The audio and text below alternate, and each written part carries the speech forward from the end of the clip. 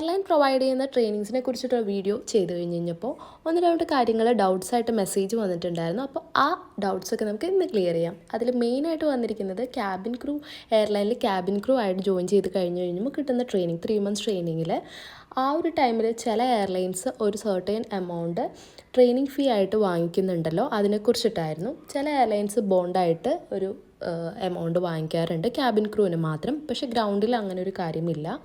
Cabin ക്രൂവിൽ അങ്ങനെ ഒരു 1 year ബോണ്ടൊക്കെ ഉണ്ടാവാറുണ്ട്. ഈ ഒരു എമൗണ്ട് ആ ഒരു ടൈം പീരീഡ് നമ്മൾ കംപ്ലീറ്റ് ചെയ്ത് കഴിഞ്ഞാൽ നമുക്ക് തന്നെ തിരിച്ചു കിട്ടുന്ന എമൗണ്ടാണ്. ഓരോ എയർലൈനിലും ഓരോ ടൈം പീരീഡ് ആയിരിക്കും വയ്ക്കുക. ചിലപ്പോൾ 1 year ആയിരിക്കും, ചിലവർ 2 year ആയിരിക്കും ബോണ്ട് വയ്ക്കുക കേട്ടോ. പിന്നെ വന്നിരുന്ന ഡൗട്ട്, ഈ ഒരു എമൗണ്ട്, അതായത് നമ്മൾ കൊടുക്കുന്ന ആ ഒരു എമൗണ്ട് നമുക്ക് ട്രെയിനിങ് അതിൽ എക്സാമിൽ നമ്മൾ പാസ്സായില്ലെങ്കിൽ നമുക്ക് തിരിച്ചു കിട്ടുമെന്നുള്ളതാണ്. ഫസ്റ്റ് ഓഫ് ഓൾ ഈ ഒരു എക്സാം നമുക്ക് എന്തായാലും ക്ലിയർ ചെയ്യാൻ പറ്റും.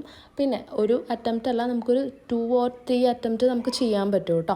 അതുപോലെ തന്നെ സെക്യൂരിറ്റി സൈഡിൽ ഇതിപ്പോൾ ക്യാബിൻ ക്രൂവിലാണ് നമുക്ക് ഇങ്ങനെ ഒരു എമൗണ്ട്, അതായത് ബോണ്ട് എമൗണ്ട് വരെ. ഇതൊരു ട്രെയിനിങ് എമൗണ്ട് ഒന്നും അല്ല, നമ്മളൊരു 1 yearലേക്കുള്ള ബോണ്ട് വയ്ക്കുന്ന ഒരു എമൗണ്ടാണ് കേട്ടോ. അല്ലാതെ ട്രെയിനിങ് ഫീസോ കാര്യങ്ങളോ ഒന്നുമല്ല. ഒരു എയർലൈനും ട്രെയിനിങ് ഫീസോ അല്ലെങ്കിൽ യൂണിഫോം ഫീസോ അങ്ങനെ ഒന്നും വാങ്ങിക്കുന്നില്ല.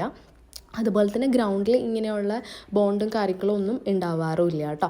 സോ ഇത്രയാണ് നമുക്ക് ട്രെയിനിങ്ങിൽ വന്നിരുന്ന ഡൗട്ട്സ്. അപ്പോൾ അത് ക്ലിയർ ആയി എന്ന് വിചാരിക്കുന്നു. അപ്പോൾ അടുത്തൊരു വീഡിയോയിൽ കാണാം. അതുവരെ എല്ലാവർക്കും ബൈ.